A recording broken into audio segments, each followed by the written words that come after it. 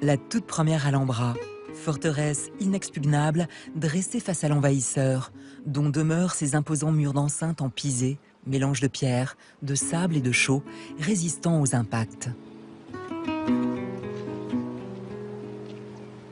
Une idée qui va s'avérer payante. Confrontés à ce vaisseau de pierre, les rois catholiques qui encerclent la province de Grenade vont préférer négocier avec les Nasrides. En échange d'un tribut et d'un acte d'allégeance, les chrétiens s'engagent à ne pas envahir le petit royaume de Grenade. Une paix fragile, mais qui va permettre aux successeurs de Mohamed Ier de transformer progressivement la forteresse en de somptueux palais destinés à rappeler la puissance de leur civilisation.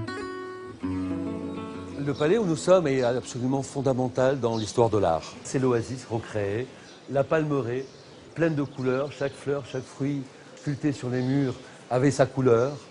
Dans les patios, on y plante des jardins séparés par 4 canaux, les 4 fleuves qu'il y a dans les jardins d'Éden, selon le Coran, d'eau purifiée, de lait, de miel et de vin. Et au milieu, on a une espèce de lumière que l'on voit, où les colonnes, c'est plus des colonnes, mais c'est des Ramoud bin Nour, dit un peu en arabe, c'est des faisceaux de lumière.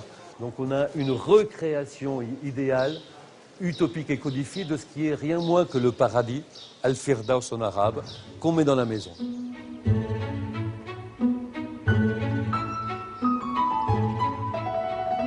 Parmi leurs illustres créations, les stucs finement ciselés qui recouvrent tous les murs des palais. La prouesse architecturale des plafonds en nid d'abeilles. Et surtout, la cour des lions et sa célèbre fontaine. Un défi autant esthétique que technologique, visant à rappeler aux ambassadeurs étrangers que les Nasrides maîtrisent à la perfection les techniques d'acheminement de l'eau jusque sur cette colline aride de l'Alhambra. Mais la démonstration de puissance des Nasrides ne s'arrête pas à leur seule cité royale. Ils vont également faire de la ville qui s'étend à ses pieds une capitale à part entière. C'est à cette époque que l'Albaïcine, le vieux quartier arabe de Grenade, prend toute son ampleur. Dans leurs tâches, les Nasrides peuvent compter sur l'arrivée d'une élite musulmane riche et puissante, fuyant la reconquête. Ils se construisent de somptueuses demeures, dont nombre des maisons de la ville ont gardé l'esprit. Comme celle-ci, située Calle Minas del Albaicín, tout en haut de la colline.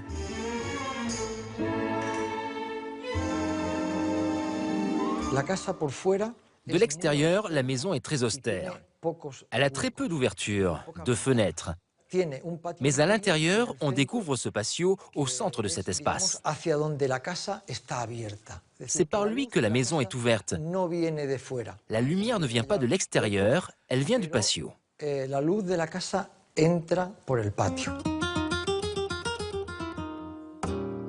Chouaib Sanchez vit cette histoire singulière de Grenade dans sa chair. Lui-même, d'origine maure, il tient à occuper ces lieux de la même façon que ses ancêtres.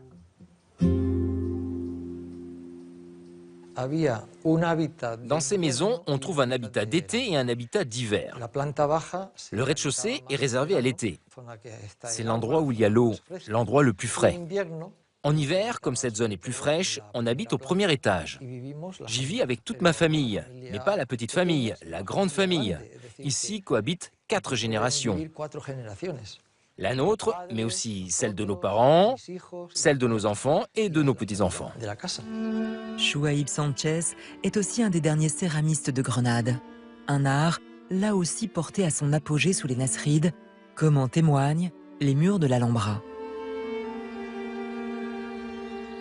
Dans son atelier, situé en bordure de Grenade, Chouaib en reproduit les motifs créés il y a plus de 700 ans par d'ingénieux mathématiciens.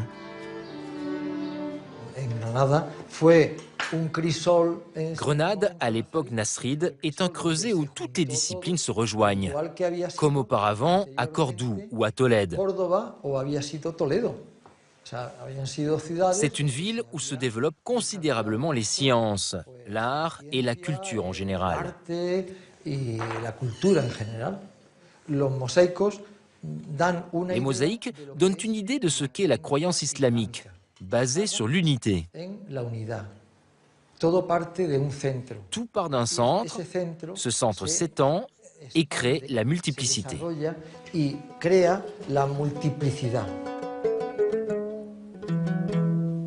Ici, un dessin typiquement nasride, la pajarita, une forme ondulée qui, une fois assemblée à l'étoile à 6 branches de l'Ancien Testament, forme un triangle équilatéral parfait qui peut se reproduire à l'infini.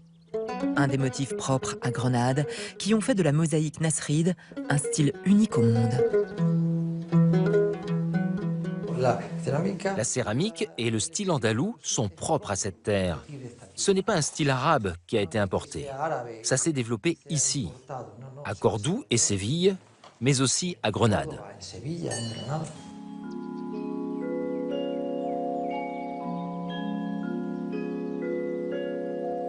Mais les arts décoratifs ne sont pas l'unique domaine à connaître leur apogée sous les Nasrides.